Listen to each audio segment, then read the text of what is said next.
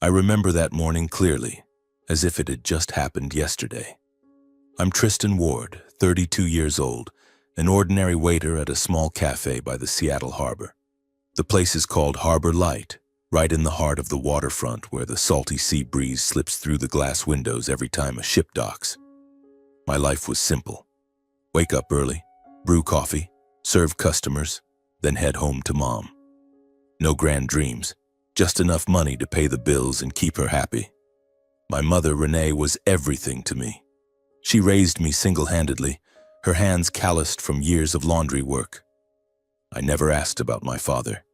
She said he left long ago and I learned to accept it. But sometimes I'd look at the tattoo on her wrist, 2 interlocking rings like a symbol of a broken promise, and wonder if her life had once held something more beautiful than this. That morning, the Seattle sky was its usual gray with a light drizzle making the streets glisten.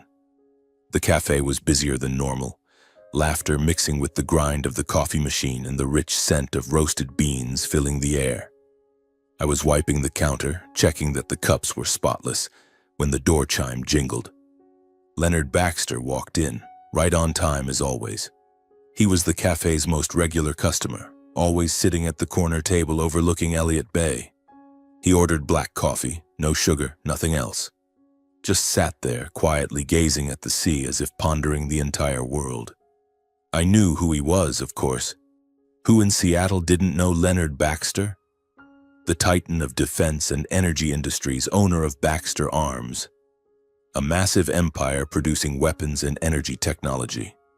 The press called him the Man of Steel, cold, reserved, rarely smiling, and never one for small talk. He was about 70 with snow-white hair and a chiseled face etched with deep lines from decades of power. He wore a sharp black suit but always seemed lonely, as if the whole world couldn't fill the void inside him. I often wondered why a man that rich chose this little cafe over fancier places, maybe for the quiet or the bitter hand-brewed coffee we made. Either way, I served him carefully, never daring to pry. Just a nod and the drink. That day I brewed his coffee as usual. Medium roast Ethiopian beans, pouring hot water slowly to preserve the flavor. The cup was steaming hot, wisps of vapor rising. I carried the tray through the crowded room. The cafe was packed, voices loud, someone cracking a joke about Seattle weather. I weaved through the narrow aisle, thinking it would be just another ordinary day.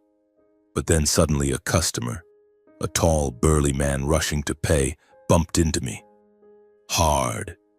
The tray tilted wildly and the black coffee spilled all over Mr. Baxter's suit jacket.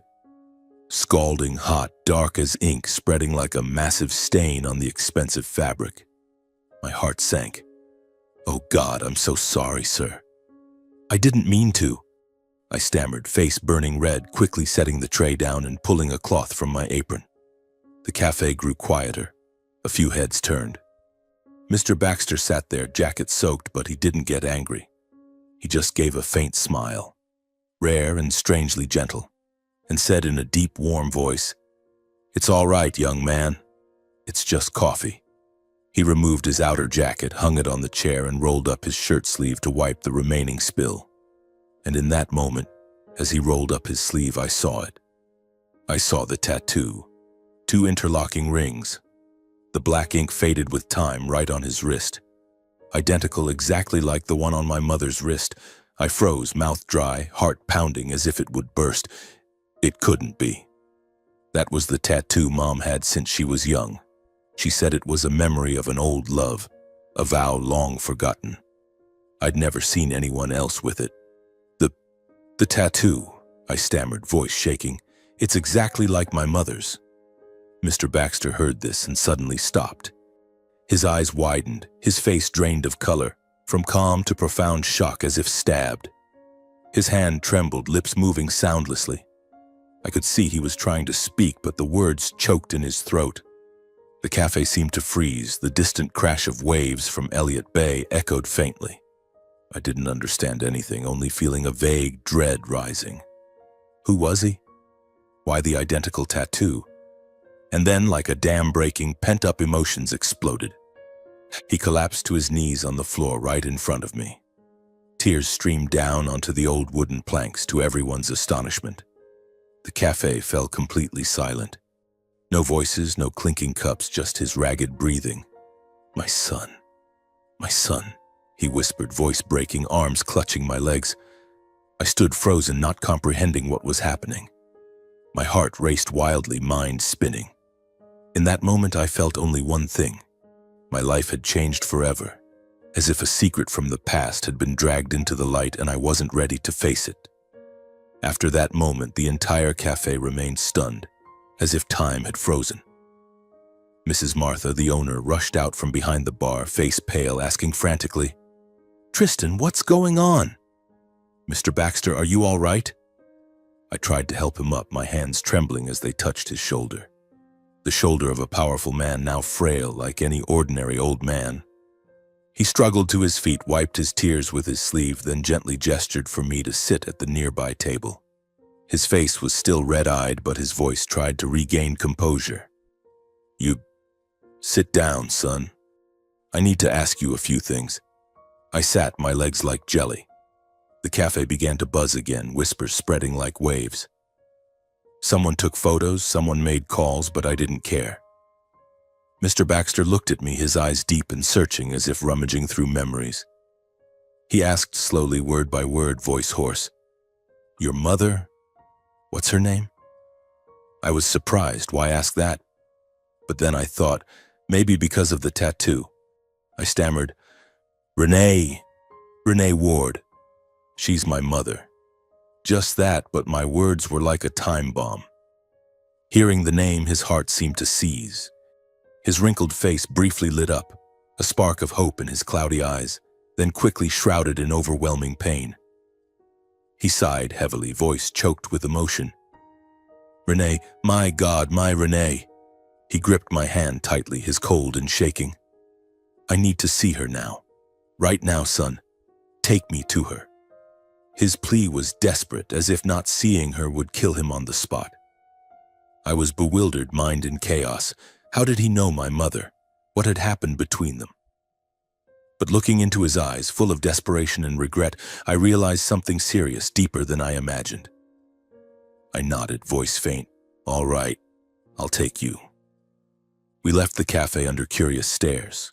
I got my old car, a 90s Ford, faded silver paint, engine rumbling loudly when started, parked at the harbor lot. Mr. Baxter sat in the passenger seat, silent, eyes fixed on Elliott Bay as usual from the cafe. I drove, hands tight on the wheel, heart restless. The drive from downtown Seattle to Fremont wasn't far, but that day it felt endless. Rain fell harder, wipers clacking, radio crackling with economic news, mentioning Baxter Arms, his company.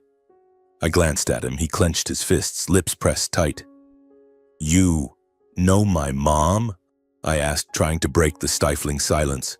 He just nodded, voice low. "More than no, son. She was everything to me." Fremont appeared. Artsy neighborhood with graffiti and small bars, but our apartment was in a quieter, poorer corner, less bohemian charm. A 2-bedroom unit, damp walls, creaky wooden floors. We'd rented it since I was little, and Mom turned it into a home with old photos and small potted plants. My mother, Renee Ward, 60 years old, was a tough, hard-working woman. Her hair was streaked with gray, always neatly tied, hands calloused from 30 years of laundry work. She was strong, rarely cried, but her eyes carried deep sadness. She was my pillar, teaching me that life is hard, but we must live kindly. That day, she was home, probably washing clothes for clients or making tea and reading, her daily routine.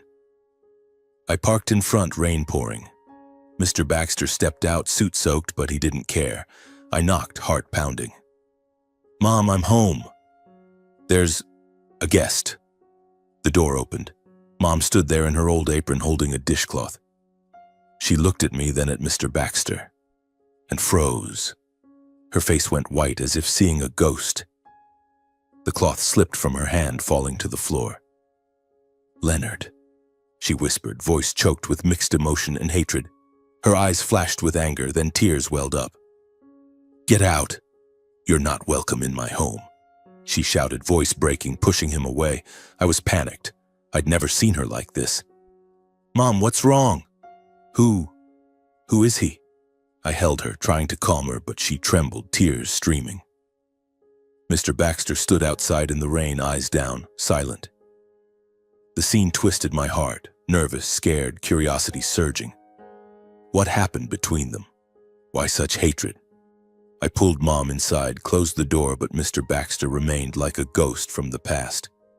Mom, calm down. He called me son. My words stopped her. She looked at me, then through the door crack at him. After a moment, she sighed, wiped her tears. Fine. If he's here, let him in. But don't expect forgiveness. I opened the door, offered a chair. Mr. Baxter entered silently, eyes fixed on the old, damp wooden floor with its years of cracks. She sat opposite, hands clenched, tears falling quietly. The room's air was heavy, ready to explode. I sat between them, torn, unsure what to do. After a while, when Mom had calmed somewhat, she looked at me, voice steadier but still trembling. Son, if it's come to this, I can't hide it anymore. I'll tell you everything. She took a deep breath, then began, voice slow, like turning painful pages. It was 30 years ago, a beautiful love crushed by power and betrayal. Back then she was 30, a quietly beautiful, resilient woman living simply, working at a small laundry in the old neighborhood. Leonard Baxter, a talented man from a wealthy family, met her by chance when bringing clothes to wash. Love blossomed quickly, ignoring class differences. I once believed love could conquer all, she said, voice choking. They tattooed interlocking rings on their wrists, a symbol of eternal promise. She spoke of secret dates, long nights by the bay, eyes distant as if still immersed in memories. But the Baxter family found out. They saw her as a threat to their reputation, a poor girl, no match. They used money and power to force her away, even threatening to ruin her life if she stayed in touch. They sent people with a large sum, told me to disappear, she said, voice full of resentment. Leonard, weak, too spineless to defy his powerful family. She quietly left the city, pregnant with me. She gave birth alone in a small town, raised me in shame, enduring judgmental stares. I did everything for you to have a normal life, Tristan. No father, but a mother's love. As the story ended, the room fell silent, utterly still. I sat stunned, mind swirling with past images. Mr. Baxter bowed his head, tears on trembling hands. He looked up, voice hoarse. Renee, I'm sorry. I just want to reclaim my son, to fix everything. But Renee stood, turned away, voice cold. One apology doesn't erase 30 years of silence, Leonard. You chose family, power. Now leave. She opened the door. Rain and wind rushed in, chilling. He stepped out into the Seattle night rain, shoulders hunched like a lonely old man. I stood at the threshold, rain splashing my face, heart torn. Should I run after the regretful father or stay with the wounded mother? My heart pounded, anxious for what was coming. My life now was chaos. In the days that followed, everything felt like a prolonged bad dream. I returned to Harbor Light, brewing coffee and serving customers, but my mind kept drifting back to that evening. My mother, after revealing her past, sat silently by the window, gazing at the damp Fremont streets. She spoke less. Sometimes I caught her staring at the tattoo on her wrist, caressing it as if cradling a painful memory. I wanted to ask more, but feared reopening old wounds. And Mr. Baxter, my father, though I wasn't ready to call him that, didn't vanish as I expected. He kept coming back, persistent like a ghost from the past. The first time was 3 days later. I was mopping the floor after closing when I heard a soft knock. Opening the door, there he stood in the drizzle, holding a bouquet of white roses, the kind Mom once said she loved in her youth. Beside it, a pristine white envelope. Son, he said, voice hoarse, I brought this for Renee. I shook my head, heart heavy. My mom doesn't want to see you, sir. She said, she needs time. He didn't get angry, just nodded sadly and handed me the flowers and letter. Please give them to her and tell her I'm sorry. He turned and walked slowly into the rain, shoulders slumped as if carrying the world. I closed the door, a wave of sympathy rising. He was old, wealthy but lonely, now suffering for a lost first love. But then I thought of Mom, the years she raised me alone, enduring judgmental stares, and anger surged again. He didn't give up. A week later, he came again and again. Always the same, standing before the run-down apartment, bringing fresh flowers or a small gift box with a handwritten letter. The notes were sometimes just a few lines of apology. "Renee, I've never stopped thinking of you. Forgive this fool." Once he included an old photo, two young people smiling brightly by Elliott Bay, arms around each other, fresh tattoos still red. I gave them to Mom. She took them, eyes red, but shook her head. "Son, I'll keep them, but I'm not ready to see him." She stored them in a drawer with her sad memories. I witnessed it all, torn terribly. On one side, sympathy for the aging father grieving his loss, his eyes always sincere when looking at me. On the other, Mom's pain, the woman betrayed, pushed into darkness for 30 years. I lay awake nights wondering, is there any way to heal this? Or is it all just illusion? Occasionally, Mr. Baxter arranged to meet me at the old cafe, Harbor Light, where it all began. The first time he called, voice weary. "Son, can I see you?" "Just to talk." I hesitated but agreed. He sat at his usual corner table, ordered black coffee, no sugar, eyes on the bay. We talked, awkwardly at first, about Seattle weather, my job. Then he asked about me. "How do you live? Is work hard?" I told him about long shifts, about Mom, and he listened, eyes lighting up at mentions of her. Is she well? Does she still do laundry?" he asked, voice trembling. I nodded, shared small stories, and gradually saw no deceit in his eyes, only deep regret like an unhealed wound. He spoke of his life, building Baxter Arms from nothing but losing his greatest love. I was weak, Tristan. I let my family stop me, and now I pay. Those meetings made me anxious, afraid Mom would find out, but also warm. He always asked about her, and I shared just enough, not wanting to hurt her. He didn't just talk, he quietly helped us.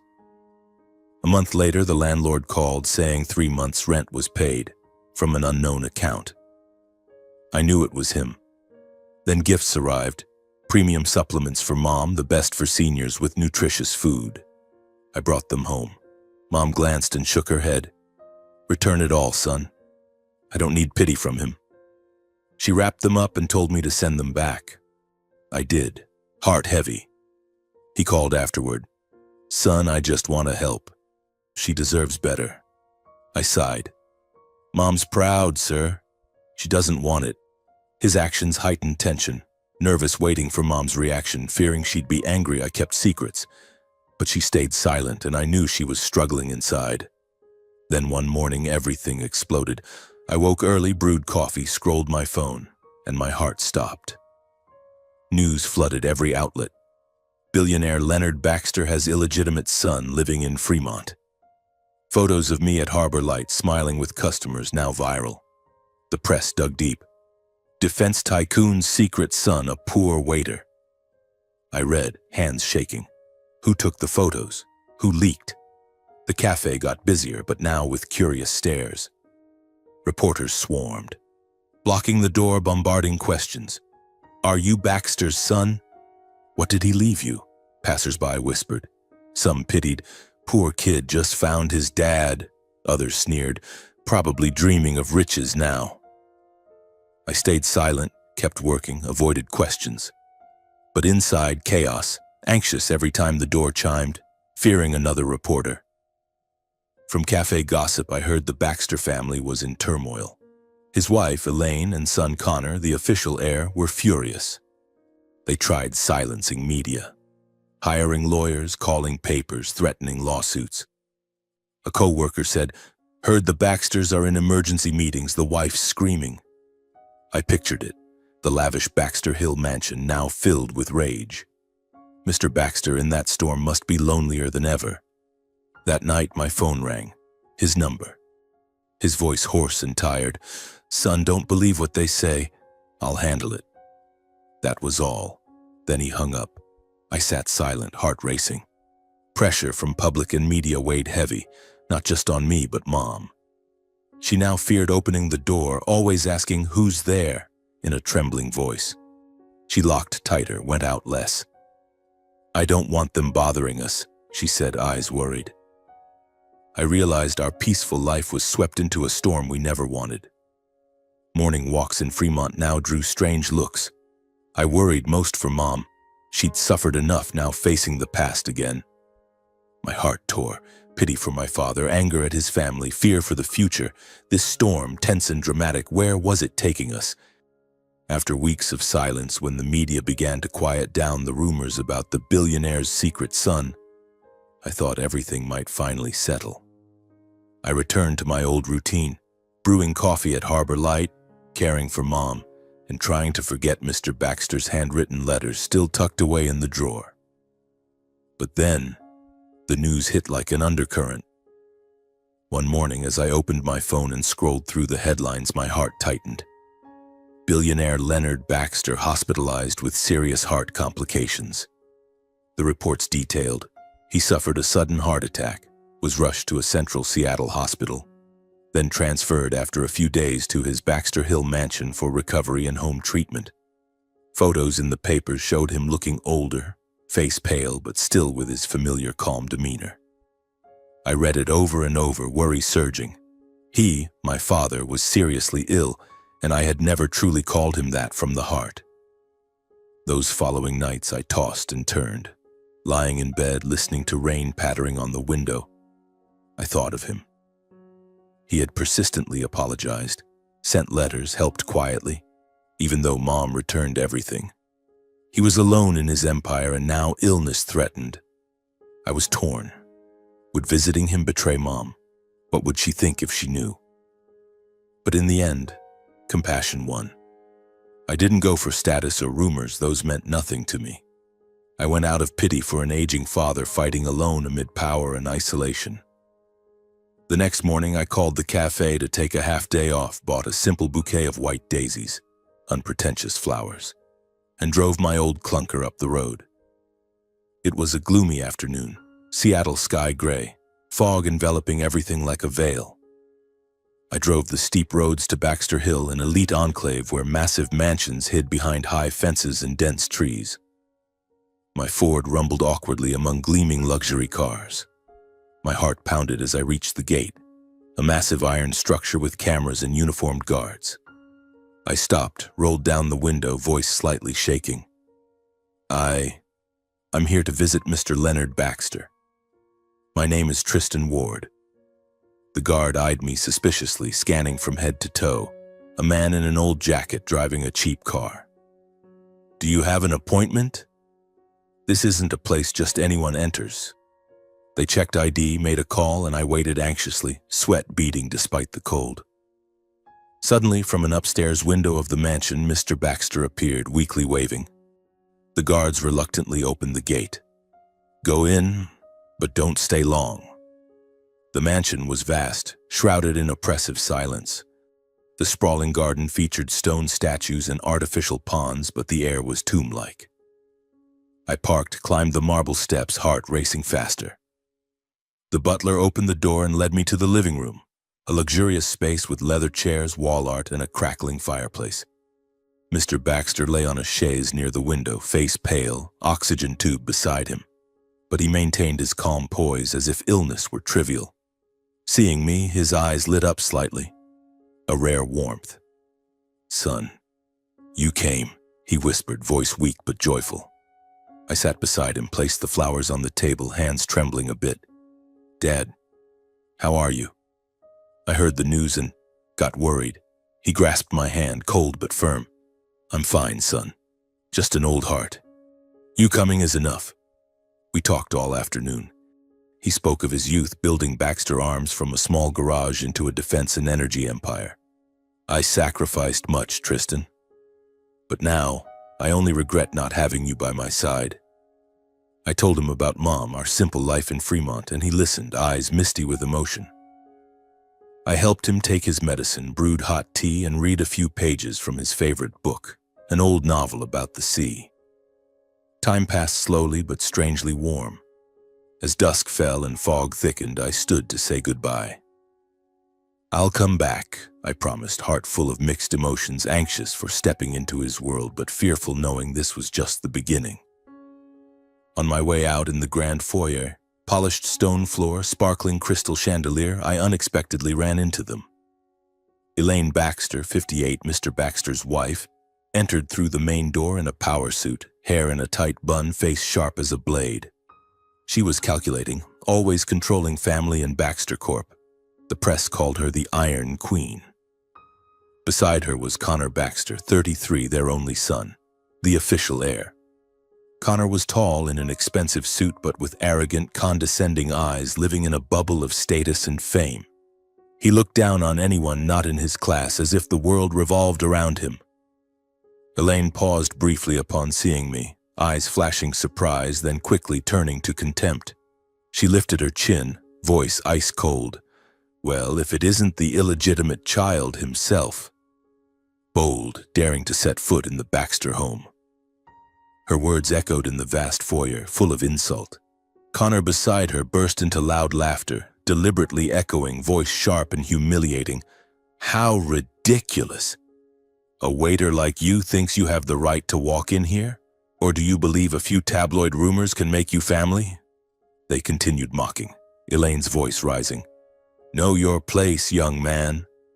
Don't think a few apology letters from him let you worm into the Baxter family. We don't welcome opportunists." Connor stepped closer, subtly shoving my shoulder to push me aside, a challenging, disdainful gesture as if I were trash. My heart pounded, anger rising, but I stayed calm.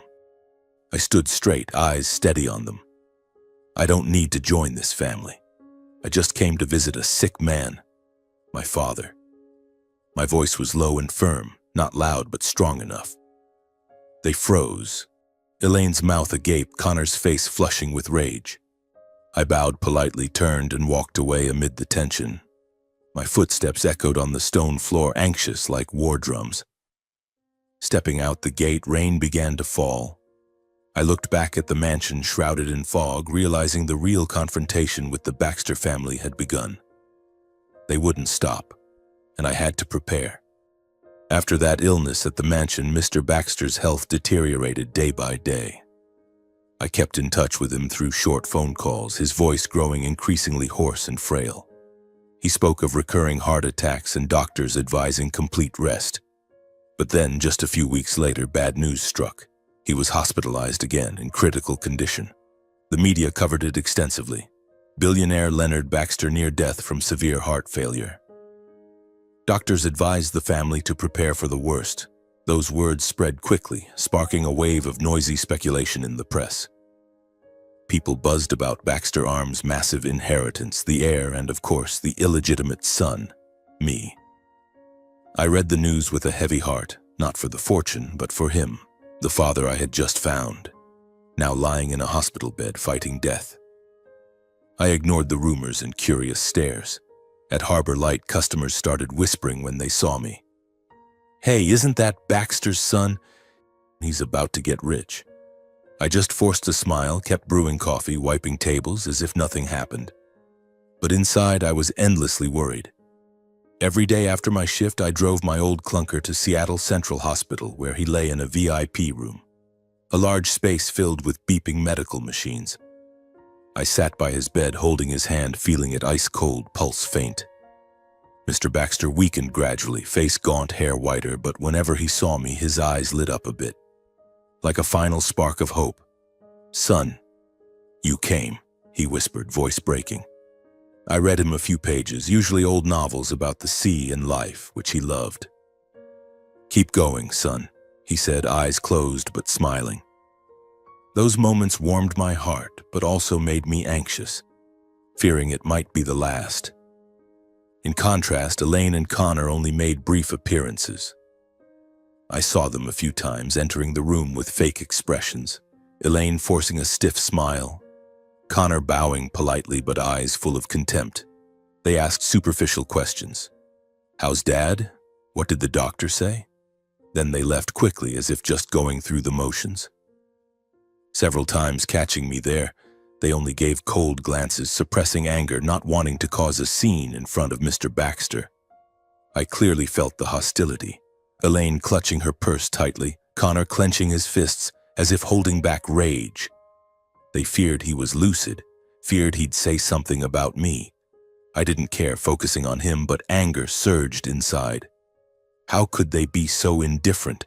He was their husband, their father. Their visits made the room's atmosphere heavier, and I waited anxiously, knowing if he passed, everything would explode. The press started spreading wild rumors. Illegitimate son could overturn Baxter Arms' inheritance. They dug into the past, interviewed insiders, speculated about the will. This enraged Connor. I heard on TV, he held a brief press conference, voice shrill, "I won't let anyone steal the Baxter fortune. It's our family legacy." He stared into the camera as if threatening me. My heart went cold, not for the money, which I never dreamed of, but for his blatant greed. His words sparked public frenzy. Social media buzzed, one side supporting me as the lost son, the other mocking the opportunist. I turned off my phone, tried to avoid it all, but the pressure grew. One afternoon, after a tiring shift, I went to the hospital as usual. Mr. Baxter was sleeping. I sat reading beside him. Suddenly, in the hospital hallway, I ran into the two of them. Elaine walked ahead in an elegant black outfit, Connor following with a scowl. She glanced at me, eyes cold as if seeing someone beneath her class, a poor waiter daring to linger here. Connor stopped, smirked, and sneered. "Oh, it's you again? Playing the devoted son to win Dad over? Stop dreaming, kid. The money's mine." His voice was low but venomous, like a hissing snake. My heart raced, anger rising, but I stayed calm, remembering Mom's teaching, don't stoop low. I bowed slightly, walked away silently, no response. But inside, I was anxious, knowing this was just the start of bigger clashes. That night, returning home, Mom sat at the kitchen table, face pale. She recounted that morning Elaine and Connor had come, bringing contempt and threats. "They knocked hard, son," she said, voice trembling. Elaine threw a newspaper with my photo on the table. Headline, "Baxter's secret son could inherit billions," and told us to stay away from the Baxters. "You're just the past. Don't dream of intruding," she said sharply. Connor stood behind, cold smile, calling me the bastard son chasing inheritance. And Mom someone without status who won't get a penny. His words cut like knives, full of insult. Mom said she was terrified then, heart pounding, hands ice cold, but stood tall, looking them in the eye. "I don't need your money. Leave," she said firmly. Elaine, seeing this, clutched her bag and turned away. Connor grumbled, following with a threat, "You'll regret this."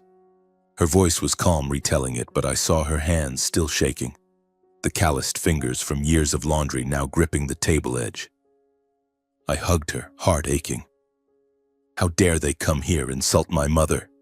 She had suffered enough, 30 years alone, now dragged into this whirlwind again. That night I sat watching Mom doze off in her chair, breathing steady but face still anxious. I realized the inheritance war I never wanted had truly begun, and this storm would sweep both of us into an unavoidable vortex. My heart raced, anxious, thinking of what was coming. Mr. Baxter fading, the will hanging in the balance, and that family doing anything to eliminate us. 3 days later, Mr. Baxter's condition suddenly worsened. I was at Harbor Light brewing coffee for the afternoon shift when my phone rang, a call from the hospital. The doctor's voice was cold but urgent. "Mr. Baxter is critical. He's asking to see you immediately." My heart stopped. I dropped the tray, asked for emergency leave, and sped through Seattle's drizzling streets. The hospital loomed ahead, neon lights flickering under the gray sky, and I rushed through the corridors, the antiseptic smell overwhelming. His room was crowded with doctors and nurses, machines beeping relentlessly, the air heavy like a dark cloud. He lay there, skin pale, eyes cloudy, but it seemed he was waiting for just one person, me. A nurse signaled me in and I approached, taking his hand. It was ice cold. pulse faint like a fragile thread. "Dad," I whispered, voice trembling, calling him that for the first time without hesitation. He gave a weak smile, eyes fixed on my face as if memorizing a final image. Then he quietly passed, eyes closing peacefully, leaving me sitting there, tears streaming. News of Mr. Baxter's death spread like a tsunami through the media. Headlines screamed, "Billionaire Leonard Baxter dies at 70. Who inherits the massive fortune?" From CNN to the local Seattle Times, coverage was relentless, analyzing Baxter Arms, his life, and of course, the illegitimate son, me. My phone rang nonstop, reporters blocking the cafe and our home, bombarding questions. "How do you feel? Did he mention the will?" I turned off my phone, locked the door, tried to escape it all, but my heart was empty, aching unbearably. He was gone, the father I had just found, and I hadn't said everything I wanted. Memories flooded back. The spilled coffee at the cafe, the interlocking ring tattoos, the regret-filled letters. I sat alone in our Fremont apartment, staring at the rainy street, tears falling endlessly. Mom hugged me, crying too. "Son, he's at peace now. But we must be strong." Elaine quickly announced the funeral would be private at St. Helena's, a historic church on Seattle's outskirts for family and close financial associates only. The press reported, "Closed funeral, no public access." I read it with a heavy heart. Would we be invited? Then an envelope arrived from his office inviting Mom and me. It was his wish, the butler confirmed by phone. We decided to go, not for status, but to say a final goodbye. Mom hesitated. "I'm afraid to face them, son." But then she nodded firmly. "For you, I'll go." Funeral day, Seattle rained torrentially as if mourning him. We wore simple black, I in an old shirt, Mom in a plain dress, and drove to the church. St. Helena's appeared, high vaulted roof, bells tolling mournfully. We entered quietly, drawing scrutinizing stares from all sides. Guests were all wealthy, businessmen, politicians, Baxter Arms partners in glossy black suits and sunglasses. They whispered, seeing us, "That's the bastard, son. How dare he come?" I squeezed Mom's hand, trying to stay calm but anxious, fearing confrontation. We sat in the back row, heads bowed silently.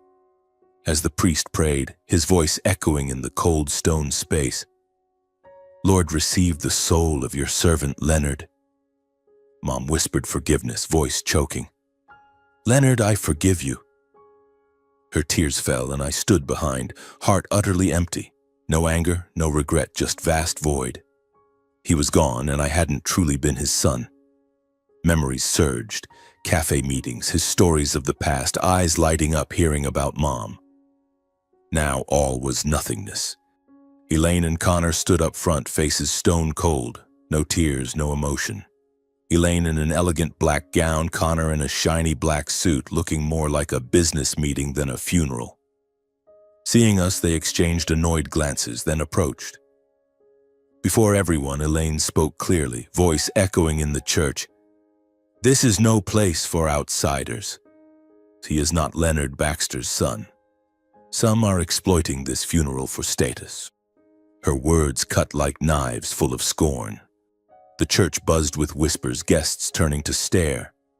Connor stepped forward, voice shrill in agreement. "Mr. Baxter has no illegitimate child. Those two are fabricating to seize assets. Get out!" He pointed at us, face red with fury. All eyes turned to Mom and me. Some shook heads, a few whispered pity. Poor old lady, but most showed contempt as if we were frauds. My heart pounded, anger surging. How dare they humiliate us here before his coffin? But I gently squeezed Mom's hand, signaling silence. I knew arguing now would only burden his passing. He deserved peaceful rest, not a fight. Mom trembled but nodded, eyes red. We stood, quietly left the church amid cold stares, rain pattering outside like his whisper. Behind us, church bells and emerging rumors. "They were kicked out," someone said. Back home, Mom sat silent, tears falling. I forgave him, but they're too cruel. I hugged her, heart aching. The day he passed, everything changed from hope to pain, secret to public. I remembered his final smile and my tears fell again. The will storm was coming, tense and dramatic, but for now, I just wanted to hold Mom and forget. A week after the funeral, our lives remained steeped in heavy sorrow. I returned to Harbor Light, mechanically brewing coffee, but my mind kept wandering back to St. Helena's Church. The whispers, the contemptuous stares, and Elaine and Connor's insults. Mom went out less, sitting by the window watching rain patter on Fremont streets, fingers tracing the interlocking ring tattoo. She tried to be strong, but I saw her weakening. Skipping meals, sleepless nights. I worried for her, for myself, and for what was coming. The press wouldn't let go. Billionaire Baxter's will, who inherits the empire? They speculated wildly, and each read made my heart pound. I never thought of money. I just wanted to know what he thought of us in his final days. One morning, the phone rang in our small apartment. I was making tea for Mom, holding a steaming kettle, when an unknown number appeared. I answered, voice shaky. "Hello?" A middle-aged man's voice, polite but serious. "Hello, Tristan Ward. This is Miller and Green, Mr. Leonard Baxter's personal attorneys. We invite you and Mrs. Renee Ward to the will reading this afternoon." My heart tightened, anxiety surging. Will, the word like a ticking bomb. I stammered, "Yes, we'll be there." Hanging up, I turned to Mom at the table, eyes wide. "Who was it, son?" I explained slowly, and she shook her head immediately. "I'm not going. I don't care what he left. It's all the past." I understood her pain. 30 years pushed aside, now dragged into power games. She was afraid of facing Elaine and Connor, afraid of rumors. But I persuaded her, sitting beside, holding her hand. "Mom, I don't want money either. But I want to know what Dad thought in his last days. He regretted it. He tried. Let's go to say goodbye one last time." She looked at me, long tears on wrinkled cheeks. She sighed, "All right for you." We prepared, dressing simply, I in an old black shirt, Mom in a plain black dress, and drove to Miller and Green in downtown Seattle. Streets crowded, light rain, my heart beating faster than ever. Anxious about what we'd hear, their reactions. The office was in a gleaming high-rise, oppressively luxurious. As Mom and I entered the conference room, a spacious area with a long wooden table, leather chairs, faint coffee scent, Elaine and Connor were already waiting. They froze, not expecting us invited. Elaine, sharp-featured, hair in a tight bun, power black suit, paused a second, eyes flashing surprise. Connor beside her, shiny black suit, scowling, glared like enemies. But Elaine quickly composed herself, flashing a thin, fake smile. "Oh, you're here too. Quite a surprise," Connor muttered to her, loud enough for us. "Dad probably left a few pity gifts to show mercy before dying. Don't dream big." His words cut like knives, but I squeezed Mom's hand, signaling silence. We sat opposite, room tense like a drawn string. Anxious, waiting, heart pounding, wondering what he decided. The lawyer, Mr. Miller, about 60, silver hair, gold-rimmed glasses, entered with a thick file.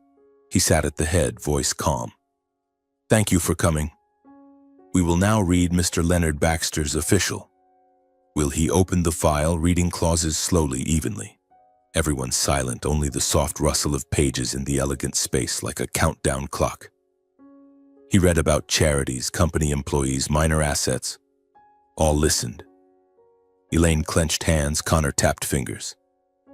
I looked at Mom, head bowed, eyes red. Anxiety rising, I wondered, what did he leave us? A final apology?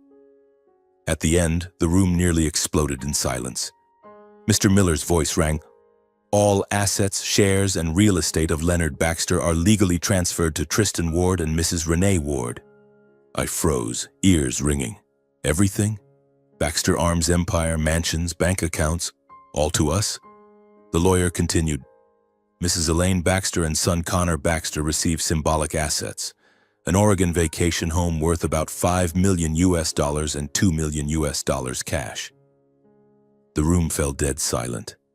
Elaine froze, hand white-knuckling her glass, face ashen. Connor jumped up, slamming the table with a thud, face red with rage. What? This is a joke? The old man went mad. They hurled insults, Elaine's voice shrill. Those two manipulated him. When he was sick, what did you do? I'll sue, take it all back. Connor pointed at me. You bastard, don't think you'll steal from me. Chaos erupted, chairs toppling, shouts echoing. I stayed calm, though heart racing. I helped Mom stand. She trembled, eyes wide in shock, bowed thanks to the lawyer. Thank you, sir. Then we left slowly down the hall, leaving behind toppled chairs and angry shouts in the sealed room. Elaine screamed, You'll regret this. Connor slammed the table again. Outside, rain heavier, we got in the car, my mind chaotic. Massive fortune, but no joy. Only heaviness, anxiety for the coming fight. Before leaving, the lawyer ran after, handing a sealed envelope. Mr. Baxter wanted this given to you after the reading. Open it at home. That night, in our small Fremont apartment under warm yellow light, I opened it. Inside, a handwritten letter, his shaky script, and DNA test confirming I was Leonard Baxter's biological son. My heart tightened, tears falling. In the letter, My dear son, I regret the past, losing you and Renee. My final days with you were the most peaceful. No power, no ambition, just belated love. He explained, I leave the assets not to atone, but because I trust you with kindness and integrity to protect the Baxter legacy from those turning it into a tool of greed. Use it for good, son. Finishing, I sat stunned. The yellow light flickered on the trembling letter, and for the first time I felt the pain, loss, and love of a father. Late but sincere. Just a few days after the will reading, major Seattle newspapers simultaneously splashed sensational headlines. Baxter Corporation faces massive asset dispute. Shocking will leaves. Everything to illegitimate son. I woke early brewing coffee in our small Fremont apartment when my phone buzzed incessantly. Opening it, the screen was flooded with notifications. Seattle Times, The Stranger, even local CNN. They wrote about us like a Hollywood drama. Illegitimate son unexpectedly inherits billion-dollar empire. Rumors spread like wildfire, claiming I, Tristan Ward, had exploited my dying father to seize the fortune. He sat by the bedside, whispering sweet nothings, one article wrote, with a stolen photo of me outside Harbor Light. My heart tightened, anger surging but also fear. How did they know? Who leaked it? I never dreamed of money. I just wanted a peaceful life with Mom. But now we were thrust into the storm's center. Elaine and Connor didn't sit idle. They hired top attorneys from a leading New York firm and held a press conference the next afternoon. I watched on TV, sitting with Mom in our cramped living room. Elaine stood at the mic, heavily made up, voice icy. This will is invalid. Leonard Baxter was not of sound mind, emotionally manipulated by a stranger. She stared into the camera, as if at us. We will fight to the end to protect the family legacy. Connor beside her, scowling, echoed, It's a scam. How can a broke waiter be his son? We'll prove it. They presented fabricated evidence, statements from a close doctor claiming cognitive decline. Mom tremblingly turned off the TV. Son, what will they do to us? I hugged her, voice reassuring but heart anxious. Don't worry, Mom. Truth will win. But that night I lay awake, imagining courtrooms surrounding reporters, Connor's rage. He wouldn't stop. Social media split into clear camps. I scrolled X, formerly Twitter, #BaxterInheritance trending. One side believed the will, justice finally for the lost son. Justice for Tristan. The other mocked me as an opportunist. Waiter exploits dying old man. Pure greed. Baxter scam. Comments poured in, some tagging me directly. Stealing from Connor? You bastard. Media swarmed, reporters camping outside our Fremont apartment daily. Early mornings they knocked.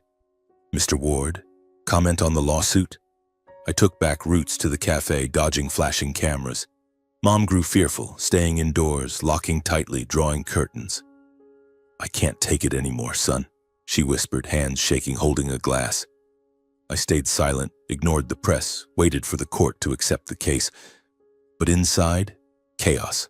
Anxious every ring, fearing bad news, fearing Mom breaking under pressure. The waiting days dragged endlessly.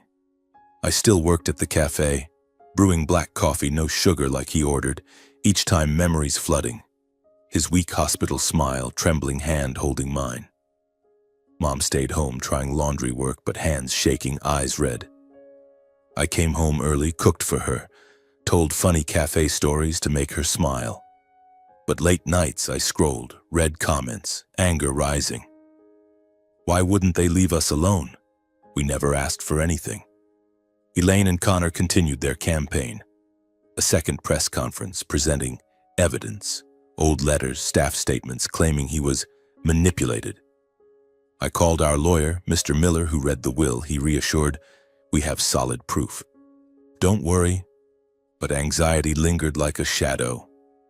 The trial opened at the Washington State Supreme Court, a historic building in Olympia, 2 hours from Seattle. Plaintiffs, Elaine and Connor, filed to invalidate the will, accusing me of exploiting a sick man for assets. First day we arrived early, Mom in a simple black dress, me in a borrowed old suit. Courtroom packed. Reporters, lawyers, guests. Elaine sat opposite, face ice cold, Connor beside, glaring hostilely. The judge gavels. Trial begins. Their lawyer, a sly veteran, presented. Mr. Baxter had severe heart failure, not lucid. Tristan Ward exploited, coerced the will. They submitted evidence. Medical reports, doctor statements. My heart pounded, anxious, waiting our turn. Would our proof hold? In session, our lawyer, Mr. Miller, stood calmly, submitting evidence. First, DNA test confirming paternity, the paper from his envelope proving I'm his biological son. Courtroom buzzed. Next, his handwritten letter, shaky but clear. I was fully lucid when signing. Then, notarized statements from his old lawyer and butler, witnessing him sign willingly, lucid, no pressure. Mr. Baxter acted freely, no manipulation, the butler testified. Elaine stayed composed, face paling, hands clenched. Connor kept interrupting, shouting, "All staged!" "Fake." He stood, pointing at me. "You bribed them," the judge warned, but Connor fumed. Court verified signatures, fingerprints, audio of signing day, all matched, flawless. Their lawyer tried rebutting, but evidence overwhelming. Trial days dragged, tense every second. I sat with Mom, her hand ice cold. Reporters outside waited, flashes constant. Elaine testified, fake crying, "He was deceived." But court dismissed.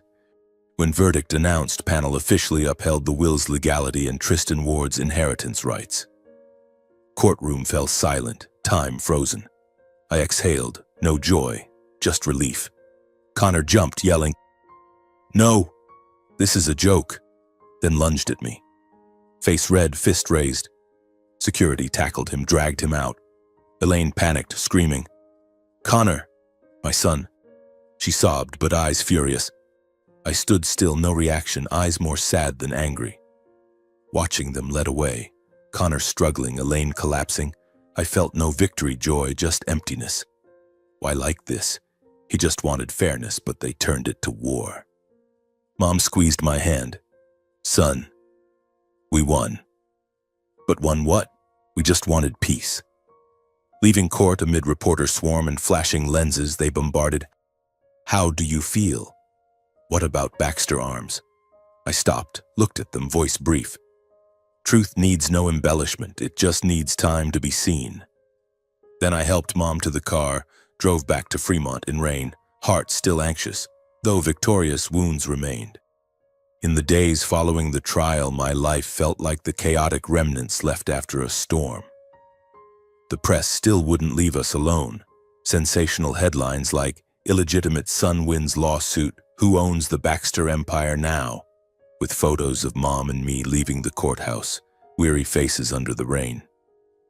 Reporters still camped outside, calling relentlessly, but I turned off my phone, locked the door, trying to carve out space for us to breathe.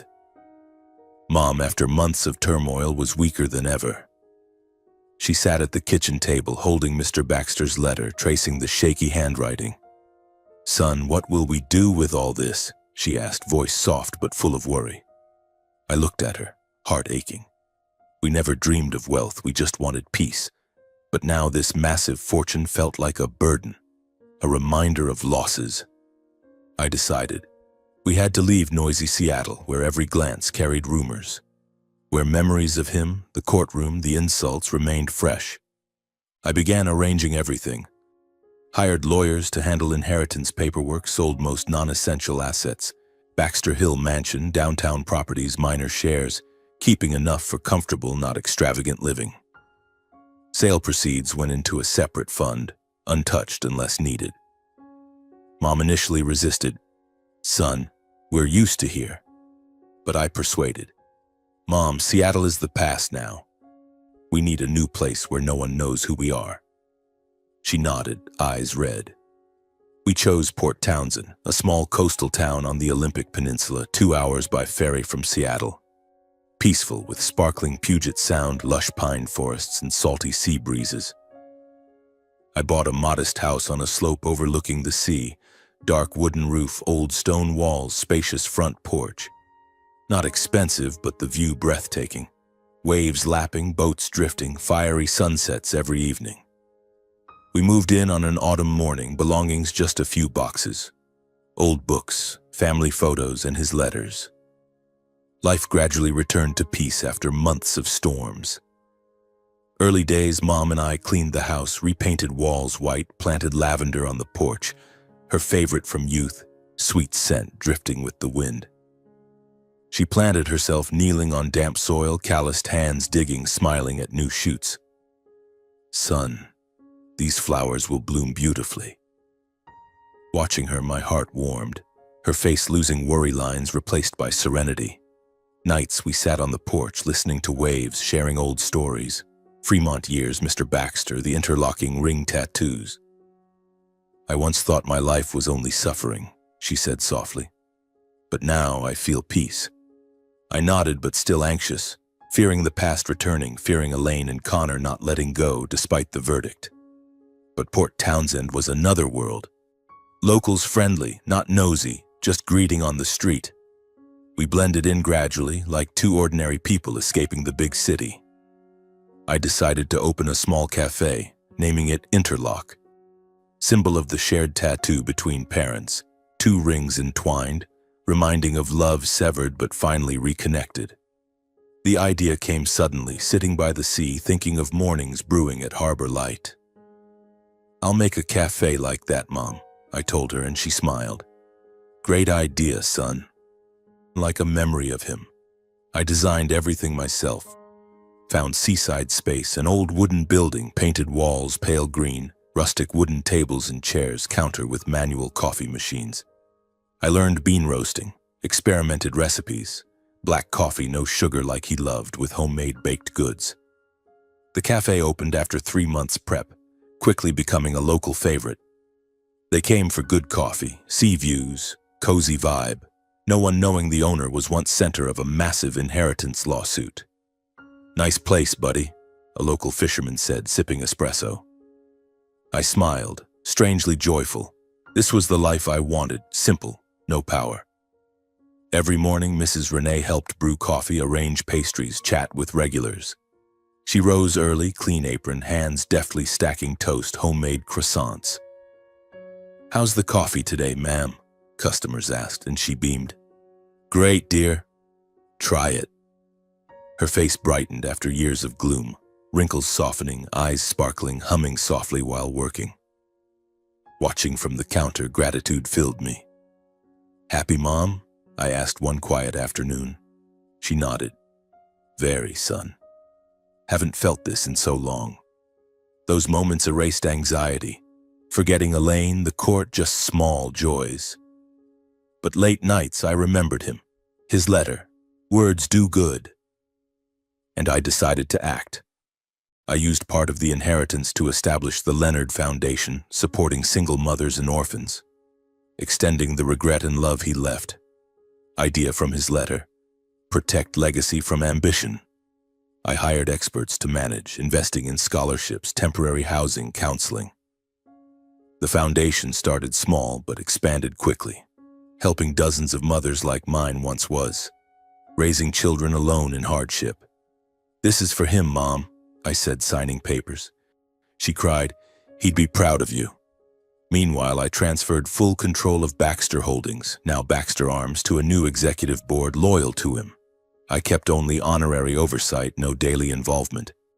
In my letter to them, "Hope you run by values, not ambition. Remember, legacy isn't money, it's responsibility." They replied, promising to follow, and I exhaled. The empire no longer a burden.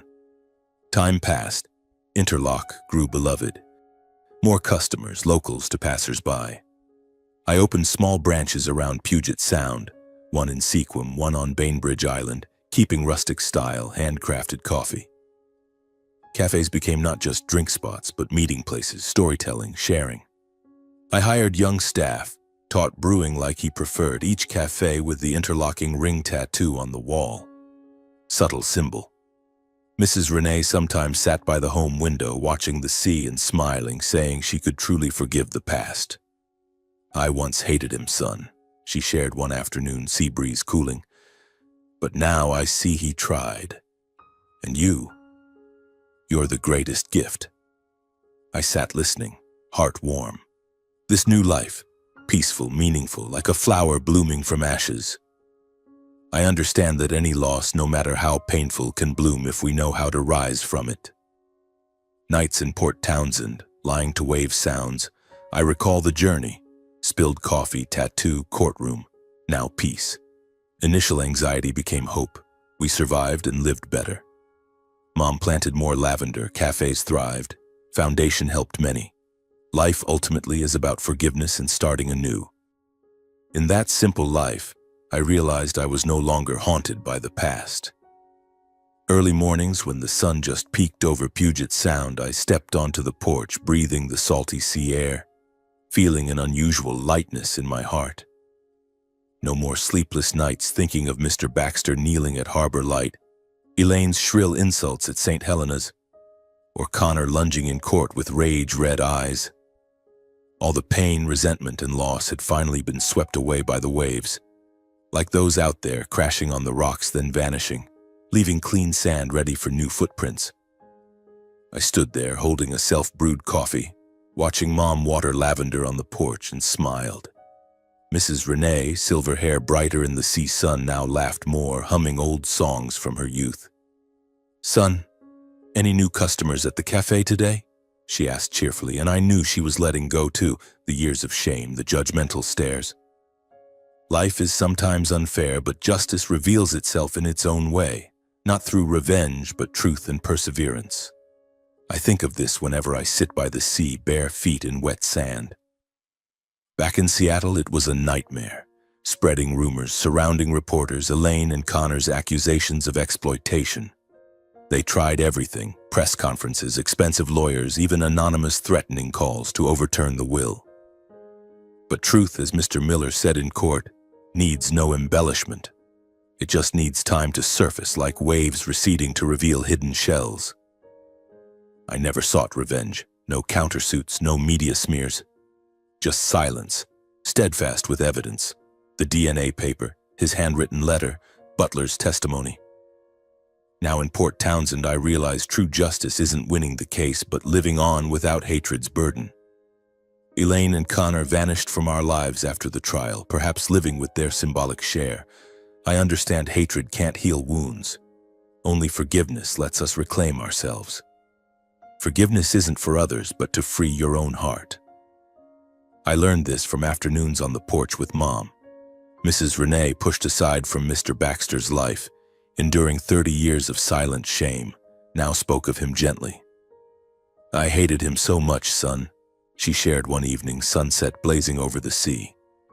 "Hated him for choosing power over us. But that hate only hurt me more. Forgiving lightened me. Not because he deserved it, but because I deserve peace." Her words were a life lesson echoing in me.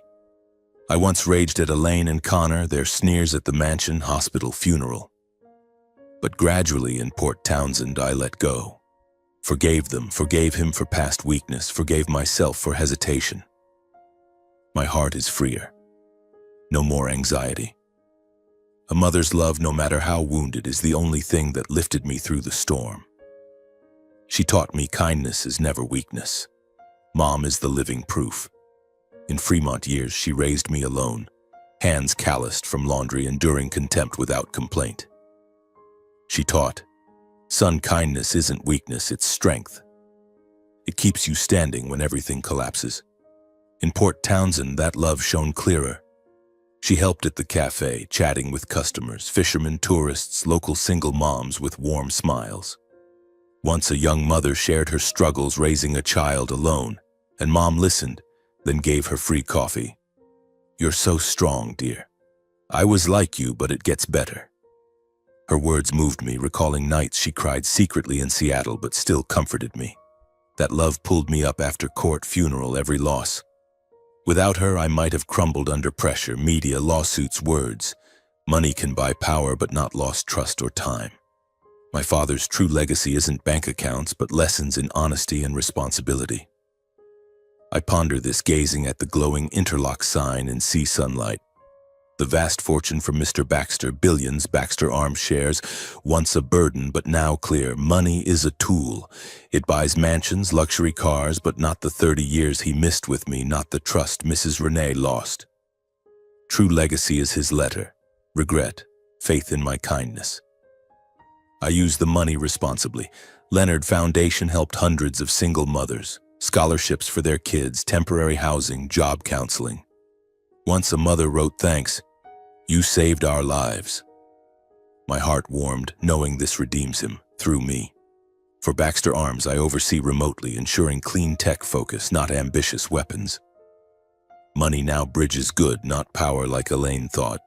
I spend the rest of my life spreading this, helping the vulnerable, funding single mothers, repaying what I received. Years in Port Townsend flow peacefully, but I don't stop. Leonard Foundation expands. Seattle branch, charity partnerships, vocational training for orphans. I speak, not boasting but sharing. From waiter to air, lost to peace. Life gives lessons, I say at a conference, and we must give back. Mom, proud. You did well. Mrs. Renee finds true peace. Afternoons she sits on the porch watching the sea and smiling. The smile of one who finally forgave those who hurt her. I thought I'd hate forever, but the sea washed it away, she says, tracing the tattoo. Tristan behind the counter, watching interlocks sparkle in sunlight. Understands every loss has meaning if we rise from it. Cafe mornings, customer laughter, roasting coffee scent. I feel it clearly. The spilled coffee years ago was the start. Tattoo linking past, court teaching resolve, sea teaching forgiveness. Their story reminds, the heaviest sentence isn't in court, but the moment we face ourselves and realize life's greatest treasure, not assets, but inner peace. In Port Townsend, we live that, peaceful, meaningful.